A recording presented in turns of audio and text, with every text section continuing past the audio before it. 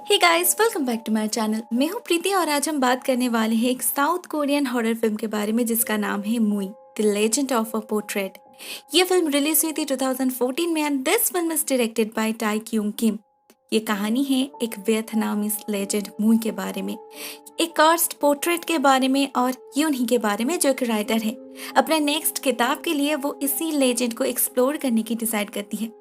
उसकी एक दोस्त सुई जो वियतनाम में रहती है वो ही उसे इस कहानी के बारे में इन्फॉर्म की थी और आगे भी वो ही उसकी मदद करने वाली है। लेकिन जैसे जैसे यून ही इस लेजेंड के बारे में जानने लगती है उसके साथ भी बहुत कुछ अनयूजुअल होने लगता है and at the end she realised इस लेजेंड का अगला शिकार वो खुद है।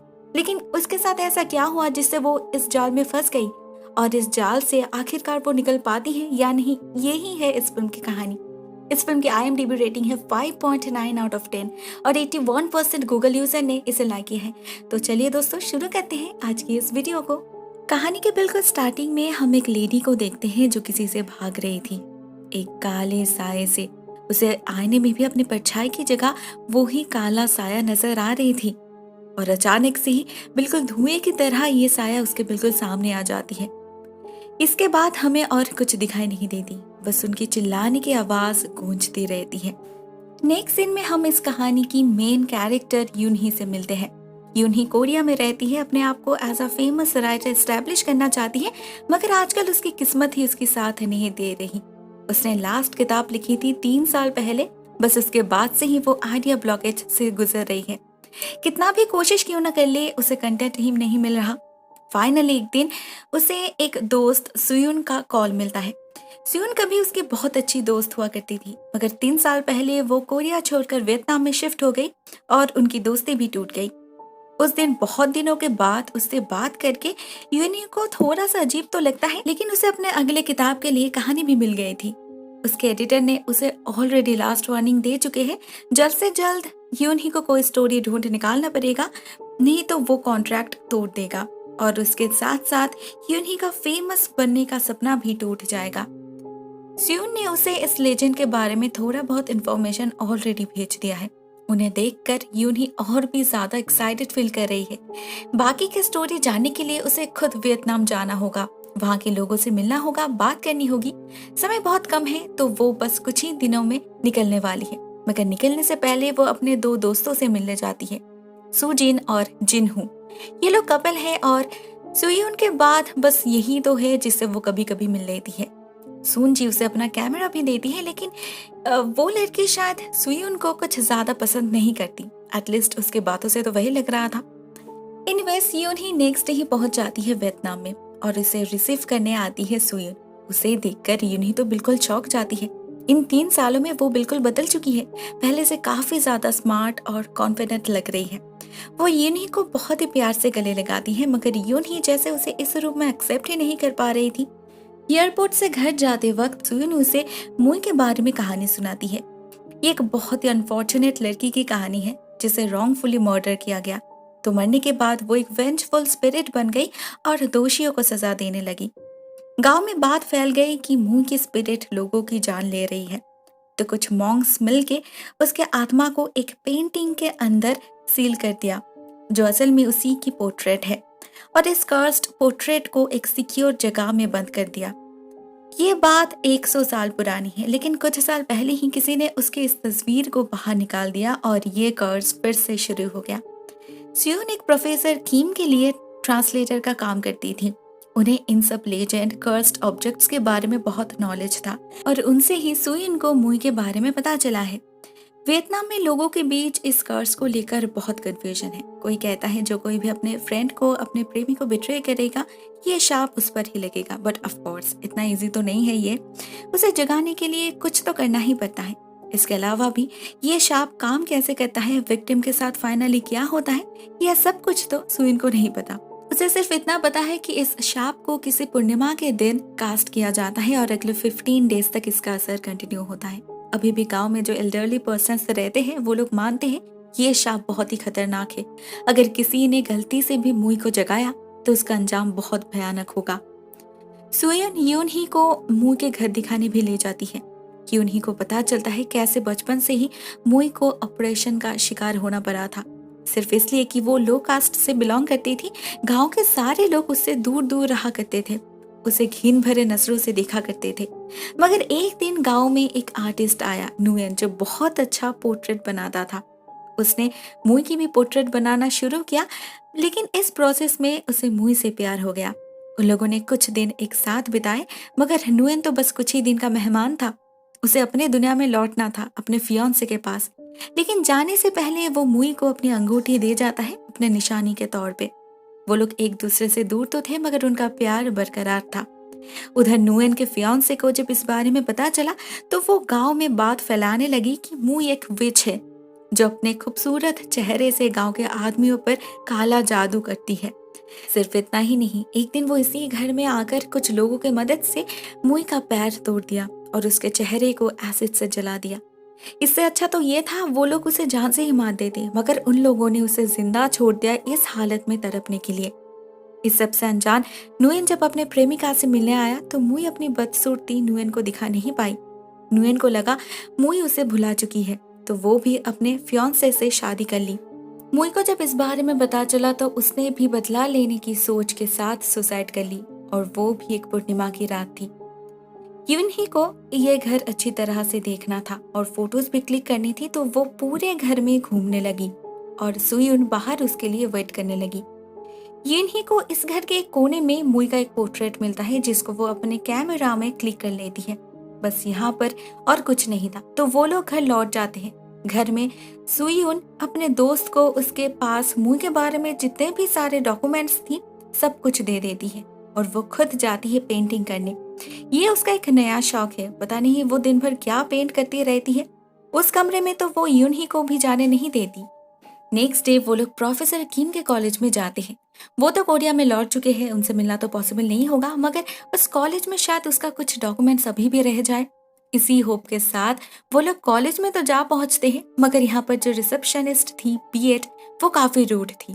मगर फिर भी उसे बहला फुसला कर यून ही किम के रूम में जा पहुंचती है।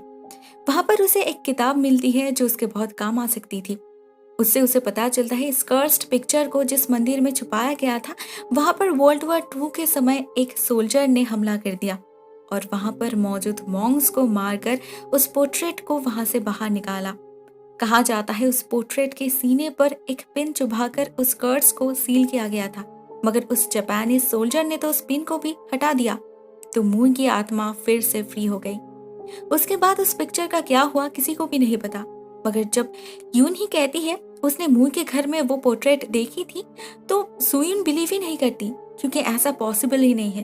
और अभी यून ही के कैमरा से भी वो फोटो गायब हो चुकी थी।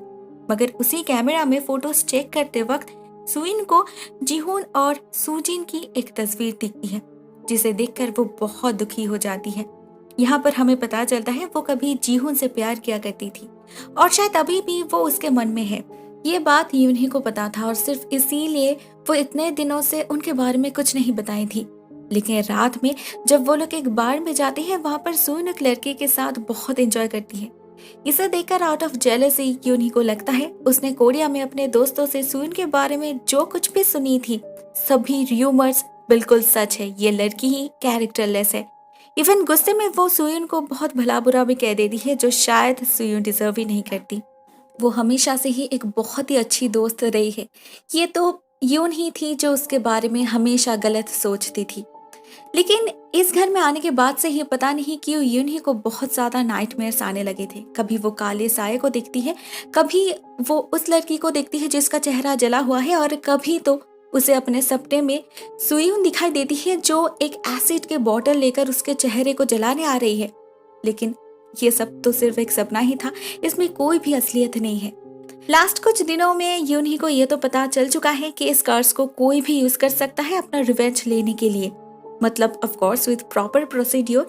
अगर किसी ने मुई को बुलाया तो वो उसके लिए रिवेंज तो ले लेगी, मगर बदले में उसे एक इंसानी शरीर चाहिए। कहानी तो इंटरेस्टिंग है, मगर 100 साल पुरानी है और इतने सालों में एक भी विक्टिम नहीं। तो यूनही को लग रहा था इस कहानी में और भी कुछ क्रूएल और प्रोवोकेटिव एंगल ऐड करना होगा। अब इस बात से सुयुन बहुत ज्यादा नाराज हो जाती है। विजिबली वो यूनही पर चिल्लाने लगती है, मुई के साथ इतना कुछ गलत हुआ, इतना अन्याय किया गया, इससे ज्यादा और क्या मोटिव चाहिए। सुयुन का गुस्सा देखकर यून ही बहुत डर जाती है और उसे कुछ कहे बिना ही वो अपने तरीके से इन्वेस्टिगेशन शुरू करती है। सबसे पहले वो बियत के साथ मिलने जाती है और उससे उसे पता चलता है सुयुन ने उसे आधा सच कहा है। मुई के बारे में प्रोफेसर किम ने सुयुन को नहीं बल्कि सुयुन ने प्रोफेसर किम को इन्फॉर्म की थी। उससे पहले सुयुन इस लेजेंड के बारे में खुद ही इन्वेस्टिगेट कर रही थी। इनफैक्ट वो इतना ज्यादा स्ट्रेस्ड आउट हो चुकी थी कि वो बीमार पड़ने लगी। उसके सारे बाल झड़ चुके थे और वो काफी वीक भी हो चुकी थी। उसके बाद जब उसने प्रोफेसर किम को इस सर्च में इन्वॉल्व की तब जाके धीरे धीरे वो रिकवर करने लगी। अजीब बात है, सुयुन ने इस सिंपल सी बात को लेकर झूठ क्यों कहा? यून ही घर वापस जाती है और उसे सुयुन से बात करनी थी तो वो उसके बेडरूम में जाती है। वहां पर पर्दे के पीछे कोई बैठ कर गुनगुना रही थी। उसके पैर देखकर तो यून ही समझ जाती है ये सुयुन तो नहीं है। वो उसका चेहरा देखने की कोशिश करती है मगर तभी पीछे से सुयुन आ जाती है और सामने से वो लड़की गायब हो जाती है। रात में वो लोग जब पार्टी कर रहे थे तब यून ही को कुछ अजीब एक्सपीरियंसेस होती है। पहले तो वो पता नहीं कैसे वियतनामीज लैंग्वेज में बात करने लगी थी और उसे आईने में अपने रिफ्लेक्शन की जगह मुई नजर आ रही थी। रात में हमें उसके कमरे में एक काला साया नजर आती है जो वो नोटिस नहीं करती। ये उन्हें समझ नहीं पा रही थी वो ये जो सब कुछ देख रही है ये सब कुछ सपना है या रियलिटी, लेकिन वो इतना समझ चुकी थी कि उसके साथ कुछ तो एबनॉर्मल हो रहा है। लेकिन इसके बारे में वो सुयुन से बात करना नहीं चाहती थी क्योंकि पिछले कुछ दिनों से उसकी बिहेवियर भी कुछ बदल सी गई है। तो नेक्स्ट डे यून ही बियत के साथ प्रोफेसर किम के घर जाती है। बियत उसे कहती है वो बिलीव नहीं करती प्रोफेसर किम कोरिया वापस चले गए हैं क्योंकि उनका पासपोर्ट अभी भी यहाँ पर ही है।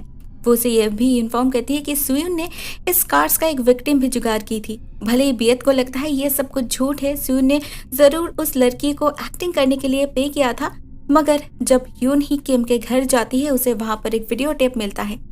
इसमें भी वही विक्टिम थी और वो जो कुछ भी कह रही थी वो सब कुछ अभी यून ही के साथ घट रही है। काले साये का नजर आना, किसी को गुनगुनाते हुए सुनना और आईने में मुई को देखना, मतलब ये सब कुछ सच है। नहीं तो एग्जैक्टली यही बातें इस लड़की को कैसे पता होता। यून को बहुत गुस्सा आता है। वो उसी वक्त सुयुन को कन्फ्रंट करने जाती है मगर सुयुन तो जैसे घर में ही नहीं थी। यून ही उसके वर्क प्लेस में भी जाती है और उसे वहां पर उसकी कुछ पेंटिंग्स दिखाई देती है जो सब के सब नेगेटिविटी से भरे हुए थे, जैसे सुयुन ने अपने मन के शैतानी भावनाओं को कैनवस में डाल दिया है। अंदर उसे और एक पेंटिंग भी दिखती है जो देखने में तो बिल्कुल मुई वाली पोर्ट्रेट की तरह थी मगर इसे रिसेंटली बनाया गया था, मगर ये तो काफी हद तक सुयुन की तरह दिख रही थी।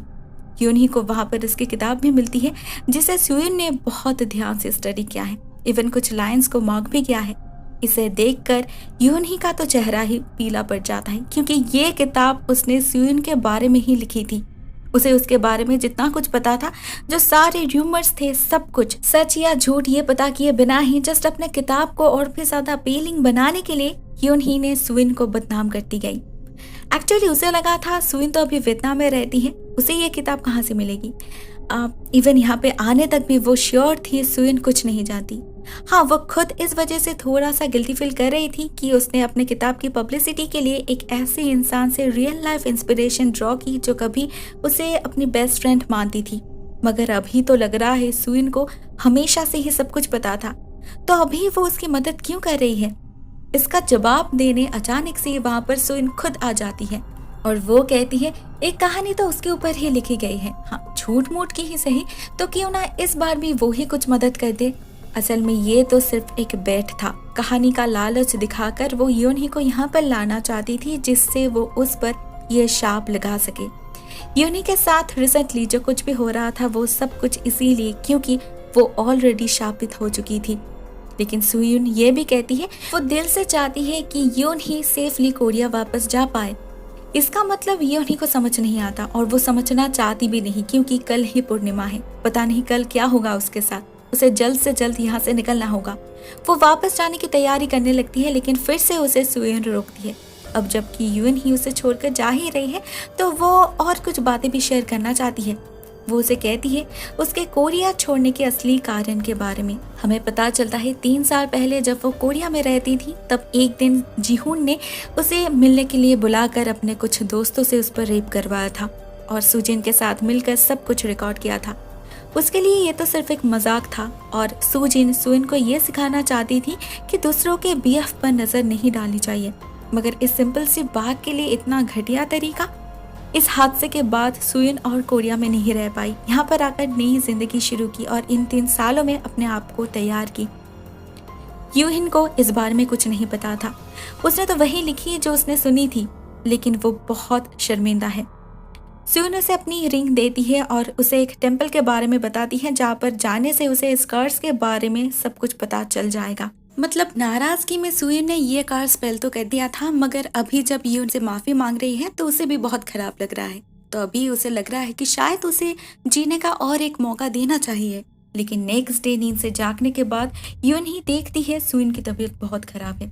उसकी हालत देखकर तो उसे लग रहा था कि शायद ये शाप उस पर ही असर कर रहा है। यून ही उसी दिन बियत को लेकर उस टेम्पल में पहुंच जाती है क्योंकि उसे अपने दोस्त को बचाना ही होगा। और वहां पर जाकर वहां के मॉन्क से उसे पता चलता है कि सुयुन मुई बन चुकी है और अभी फिर से वो मौत का सिलसिला शुरू होने वाला है। इसे रोकने का बस एक ही तरीका है, वो पिन जिससे लास्ट टाइम इस कर्स को सील किया गया था। यून ही को इसी पिन से मुई को मारना होगा। बियत को तो ये सब कुछ बकवास लग रहा था, मगर शायद अपनी असलियत साबित करने के लिए ही मुई उसे एक एक्सीडेंट में मरवा देती है। यून ही सुइन को ढूंढने घर भागती है, लेकिन वो कहीं नहीं थी। पिछले कुछ दिनों से यून ही नोटिस कर रही थी उसके रूम का वॉलपेपर खिसकते ही जा रहा है। आज वो उसे कम्प्लीटली रिमूव कर देती है और उसे हटाते ही अंदर एक दरवाजा खोलकर एक लाश यून ही के ऊपर आ जाती है। ये लाश प्रोफेसर किम की थी। यून ही को उसके पॉकेट से एक फोटो मिलती है जो एक जापानीज सोल्जर की थी और वो अपने घर के सामने खड़ा था। इन रियलिटी ये सोल्जर वही था जिसने मुई की पोर्ट्रेट को रिलीज किया था और ये घर असल में यही घर है सुयुन का, जहाँ पर अभी यून ही प्रेजेंट है। और इस फोटो के पीछे लिखा हुआ था डेथ बिगिंस द कार्ड्स। यून ही को इसी क्लोजेट से कुछ आवाज सुनाई देती है तो वो अंदर जाती है और पता चलता है ये असल में एक हिडन पैसेजवे है। वहां पर उसे प्रोफेसर किम का एक रिकॉर्डिंग मिलता है जो कहता है जो कोई भी मुई को जगाता है उसे भी मरना ही पड़ता है। और ये पोर्ट्रेट भी अभी उसी सोल्जर के घर में है, मतलब इसी घर में। प्रोफेसर किम को मुई को बुलाने का तरीका तो पता चल चुका था, लेकिन उसे शांत करने का नहीं। इसी रिकॉर्डिंग में वो मंत्र भी था जो ऑटोमेटिकली स्टार्ट हो जाता है।